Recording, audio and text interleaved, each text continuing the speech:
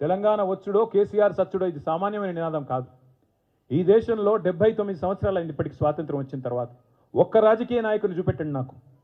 నేను ఎంచుకున్న మార్గం నుంచి తప్పుకోను, ఎత్తిన జెండా దించను, దించితే రాళ్లతో కొట్టి చంపే అధికారం మీకే ఇస్తున్నా అన్న ఒక్క నాయకుడు భారతదేశంలో ఎవరైనా ఉన్నారా?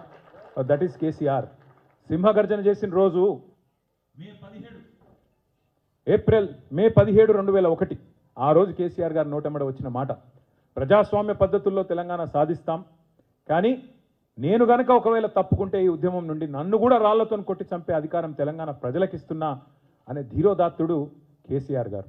అట్లాగే పదవీ త్యాగాలు కాదు, కేంద్ర మంత్రి, పార్లమెంటు, శాసనసభ సభ్యత్వము, డిప్యూటీ స్పీకర్, ఇది కాదు, ప్రాణత్యాగానికి కూడా వెనుకాడని మహానుభావుడు, మహానాయకుడు కేసీఆర్ గారు. ఇది చరిత్రలో మిగిలిపోతే సరే. ఇవాళ కొంతమంది అర్భకులు, అల్ప సంతోషులు, కుక్కమూతి పిందులు, అంగుష్ట మాత్రులు ఇష్టం వచ్చినట్టుగా మాట్లాడుతుండొచ్చు, చెలరేగిపోతుండొచ్చు, పైశాచిక ఆనందం పొందుతుండొచ్చు.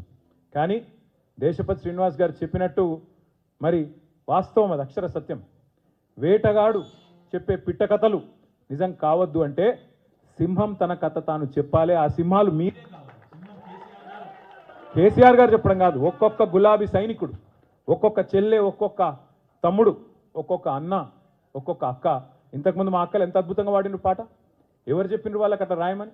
ఎవరైనా ఆదేశించిండ్రా, లేకపోతే ఎవరైనా చెవులో నూరి పోసిండ్రా? వాళ్ళ అనుభవం, వాళ్ళకి ఎవరైనా నేర్పించిండ్రా? వాళ్ళ అనుభవం నుంచి వచ్చిన పాట.